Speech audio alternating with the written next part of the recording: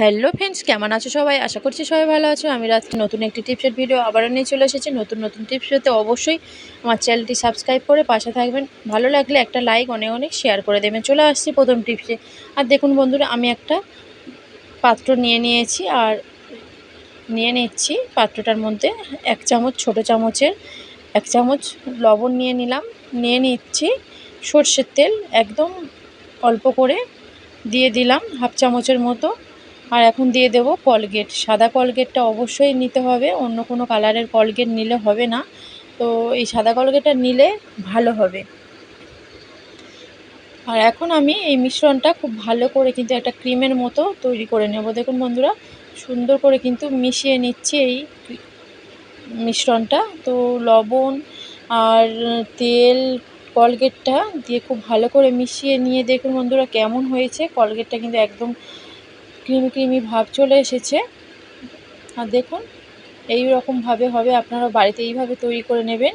আর যে মিশ্রণটা আমি তৈরি করলাম, এটা নিয়ে এখন আমি কি করব, আর এটা নিয়ে এখন আমি যে সমস্যাটা সমাধান হবে, ধরো দাঁতের কিন্তু অনেকটাই আমাদের অনেক সময় অনেক প্রবলেম দেখা যায়। দাঁতটা হলুদ হয়ে যায়, দাঁতে অনেকটা ব্যথা হয়, কোনো সময় জলের কারণে কিন্তু দাঁতটা কালো হয়ে যায়, হলুদ হয়ে যায়।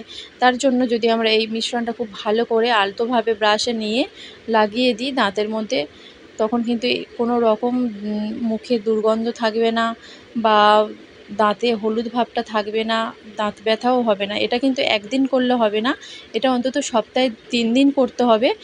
সকাল বা সন্ধ্যা দুবার করে কিন্তু এটা করে নিতে হবে। আর আমি এই পেস্টটা তৈরি করেছি একবারের জন্য। তো একবার এইভাবে যদি আমরা একটু বেশি করে নিতে পারি, বেশি যে উপকরণগুলো দিয়ে আমি তৈরি করলাম, সেগুলো যদি একটু বেশি পরিমাণে দিয়ে তৈরি করে নিতে পারি, তাহলে কিন্তু আমরা এটা ফ্রিজে স্টোর করে রেখে দিতে পারবো। প্রায় 2-3 দিন ধরে রেখে দিয়ে আমরা কিন্তু দাঁতটা ব্রাশ করতে পারবো। অবশ্যই আপনারা এই টিপসটা, যখনই দাঁতে ব্যথা হবে, দাঁতটা হলুদ হয়ে গেছে বা দাঁতটা জলের কারণে কালো হয়ে গেছে, এইভাবে আপনারা বাড়িতে টিপসটা অ্যাপ্লাই করবেন, দেখবেন অনেকটা ভালো ফল পাবেন। চলে আসছি পরবর্তী টিপসে। আর দেখুন বন্ধুরা, আমি কিছুটা ভেন্ডি নিয়েছি। আমরা যখনই বাজার থেকে কিনে আনি, কেনার পরে কিন্তু প্রায় 2-3 দিন থাকে, কম বেশি করে কিনে আনা হয়। আর যখন এটা আমরা বেশি করে কিনে আনবো, তখন কি হয়, 1 দিন বা 2 দিন যাওয়ার পরে যে ভেন্ডিটা আমরা বাড়িতে রেখে দিই, সেটা কালো উপর থেকে কালো ভাব চলে আসে, শুকিয়ে যায়। তখন কিন্তু রান্না করলে একদমই খেতে ভালো লাগে না। রান্না করার পরেও কিন্তু আমাদের এই ভেন্ডি রান্নাটা ফেলে দিতে হয়। আজকে যে টিপসটা নিয়ে এসেছি, এই টিপসটা কিন্তু ফলো করলে কোনো রকম ভেন্ডির মধ্যে কালো দাগও হবে না, শুকিয়েও যাবে না। আর তার জন্য আমি কি করছি, আমি একটা পাত্রে করে জল নিয়ে নিয়েছি। তো জলটা অল্প করে নিয়েছি, যেহেতু অল্প ভেন্ডি, তো আপনারা বেশি থাকলে এরকমভাবে বেশি করে জল নিয়ে নেবেন। জলটা নেওয়ার পরে ভালো করে দেখুন জলের মধ্যে দিয়ে দিলাম। দিয়ে আমি এখন কি করব, কিছুটা বরফ নিয়েছি। আপনারা চাইলে ঠান্ডা জল নিতে পারেন। তো বরফ না থাকলে ঠান্ডা জল নিলে বরফের কিন্তু কোনো দরকার নেই, বরফের পরিবর্তে ঠান্ডা জলটা নিয়ে নিতে পারেন। আর এরপরে আমরা 5 মিনিট পরে আমি আপনাদের দেখাবো যে ভেন্ডিটা আমরা জলের মধ্যে আইস কিউব দিয়ে রেখেছিলাম, সেটা কতটা একদম সতেজ হয়ে গেছে। দেখুন বন্ধুরা, 5 মিনিট পরে চলে এসেছি, আর কতটা দেখুন সতেজ হয়ে গেছে, ও কালো যে দাগটা ছিল, সেটা কিন্তু একদম দূর হয়ে গেছে। আর এখন যদি আমরা এই ভেন্ডিটা রান্না করি, রান্নার স্বাদটা কিন্তু একদমই সুন্দর থাকবে, কোনো রকম কিন্তু খারাপ হবে না। আর এরপরে এই ভেন্ডিটা আমরা একটা পাত্রে তুলে নিয়ে যে কোনো রান্না আমরা করে নিতেই পারি।